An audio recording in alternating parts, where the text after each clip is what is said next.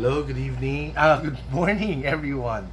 I'm writer coach Tony, but today I'm going to do my first series review. No, I've never done a review of any series.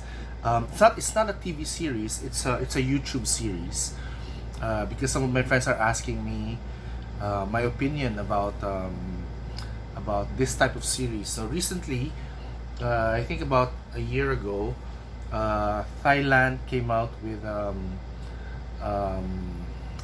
several BL series, which are very cute, no?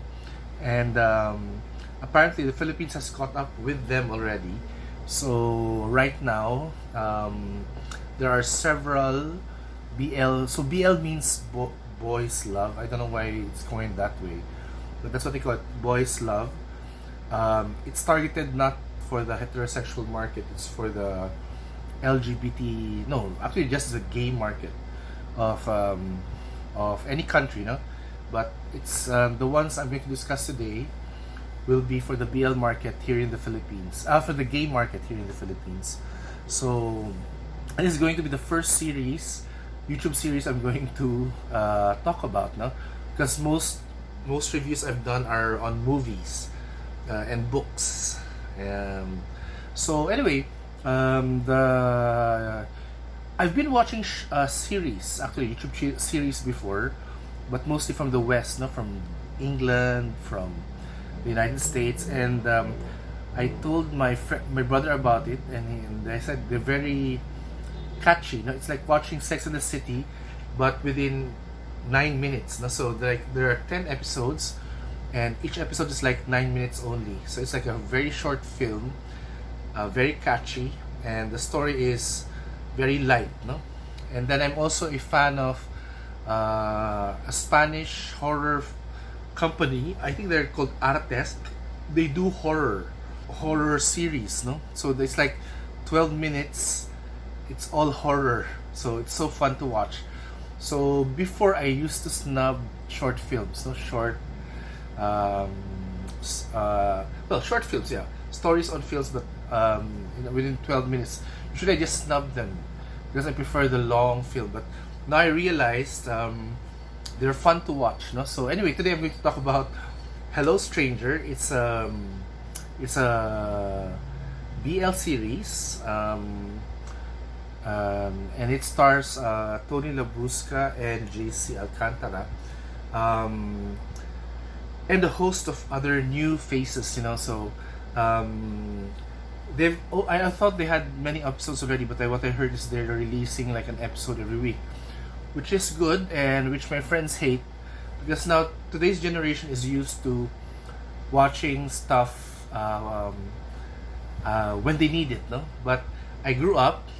I belong to a generation where we had to wait 1 week for the next episode, no? So, like when I was younger, Sex and the City would be every Tuesday, 8:30 p.m. HBO. So that was in 2000, 1999 to, I don't know, 2006, I think. So we'd wait, and it was even worse during the 80s, no? When we were watching Dallas, Dynasty, Knots Landing. We would wait 1 whole week. Sunday 8 p.m. we would watch Knots Landing, and we would wait 1 week for the next episode. But now kids are very lucky because you can watch the series in one go if you watch through YouTube or Netflix. No? But anyway, going back to Hello Stranger. Sorry for digressing too much for that long introduction. Let's see, what do I like about the series? Number one, it's very modern, no? Considering, I'm impressed by how the production team was able to film, considering there are so many restrictions right now in movement. So they've been very, very creative in shooting the actors in a way, and editing it in a way that there's a flow to it, no? Like they're not disparate characters. I mean, it feels like they're really talking to each other. No, it's not like because I thought before, if you do filming now, since you cannot, with all the restrictions and all the changes in the rules, the government is kind of make up its mind sometimes. Um, Filmmakers have to find creative ways to do their job, no? And kudos to the production team for doing a great job in making it look easy, no? There's a good flow to it. If there's an editing award, the BL series that I've seen, that there's two BL series I've seen already, should win. They deserve it because unlike watching a teleserye on TV where it's plodding, here it's very snappy. It's like pak pak pak, no, and they go to the punchline immediately. I guess it's addressing the market now, who are now watching Korean novelas. Korean teleseries.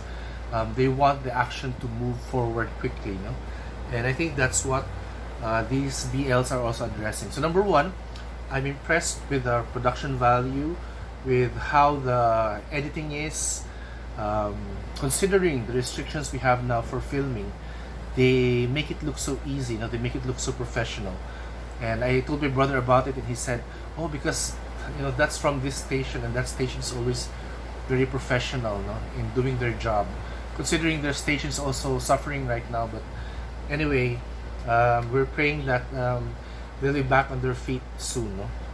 So going back to The Lost Stranger, the production values are top notch. Number two, I love the casting. I think the only reason why they let Tony Labrusca in here is for marketing. They need a name actor to market, but the stars for me, with due respect to Tony, it's actually the unknown actors are very good. I hope if this series moves on, each of the characters, especially JC Alcantara, I actually have no idea who he is. It's the first time I've seen him, met him. He's a natural in the camera, The way his face reacts to what Tony says is amazing. Because actually, the story is still ambiguous. If I were a heterosexual person and I was watching it, I would actually know that the two, are having feelings for each other. But anyway, if you just watch the series without prior knowledge to it, I love the development. I think they're following what the film Call Me by Your Name. That's the movie was very slow, but the intention there was to show that there was attraction, and it was something new to them. So they had to, it was not something they had to rush. So I have a feeling this series is also doing that. Although it's only 2 episodes yet, and there's already some development, but it's something that they can play out naturally. Also, to follow the thread which I said earlier, the unknown actors. So I'm just saying unknown because they're unknown to me. They may be known to other people because I realize now the entertainment world gets actors from TikTok, from winners or whatever. But since I don't follow TikTok and I'm not really well versed with the younger actors, they would be unknown to me, and I think it's a big plus for the series to have unknown. So their names: Vivore Esclitor, Patrick Quiroz, Gillian Vicencio, and Miguel Almendra. So I hope in the future, as the series goes, the producers can insert sub stories based on these other characters, because as early as 2 episodes, each of them are already forming a certain image in my mind. You remember Sex in the City, that was 20 years ago.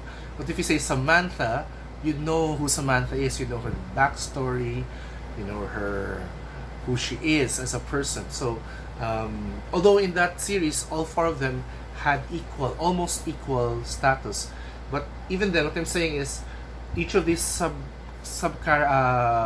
each of these characters in this series can have their own stories, which could be interesting to the viewer, because they're friends of JC anyway, and friends also of Tony.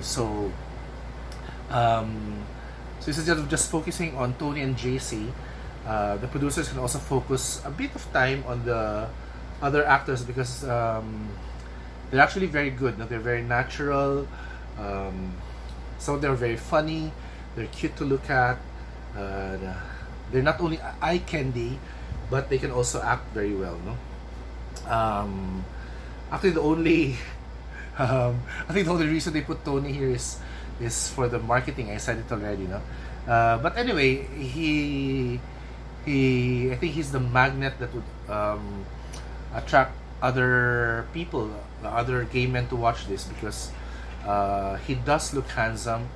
He has this cute smile, and um, it's not unbelievable that a latent gay person like JC's character is would feel stirrings in himself when he sees a very good looking jock like Tony Labrusca. What I'm interested in knowing though in the next few episodes is if they do discover that they're attracted to each other, it would be interesting to know their backstory, yeah, their backstory. Because right now there's a backstory we know, but it's only being said yet. But hopefully, hopefully this series gets a life of its own, and we get to know more about the characters. No? There's also the case of JC's mom. As of now, we just hear her, but hopefully in the future we get to know her as well. So kudos to the production team, whoever wrote this, whoever directed this. In just 2 episodes, they were able to create something which would interest the viewers, no? And for a viewer like me, I would like to get to know each of the characters, no? So I hope though that they won't just tell it, no? I know there are limits to the shooting right now, but instead of telling their story, I hope they show the story, no? Because I guess that's the purpose of film, not to show a story, to tell a story by visual. There is chemistry between the two, although for now, acting wise, JC is so superior. No? He can act on cue, no, to whatever Tony gives to him. So it's so cute to watch because I'm a geek also like him. The smartest in the class, the one that the teacher goes to. So I know his life. The only difference is I'm not shy like him. Maybe in the beginning, yeah, first year college, like where he is now, shy, but I soon outgrew it. So anyway, I don't know how the writers would develop. Let's call him Miko's character. That's JC Alcantara, Miko's character, but he's although he's a less famous one among the two, he's actually the anchor of the story. He's the one we want to watch develop, no? So it's a good vehicle for him. I hope he lets the audience into who his character is, who Miko is, and of course we want to know also a little backstory, because for now we just only know the mom, so we don't really know if he has siblings, where he grew up, are they really wealthy? I mean, like how middle class are they really? So anyway, they say the next one is coming out on Wednesday. Oh, did they come out yesterday? But anyway, I only saw 2 yet. So what I'll do, I'll just maybe talk about it every 2 episodes, or let's see if there's a major story that comes up. I'll talk about it. But for now, this is my review for the first 2 episodes of Hello Stranger.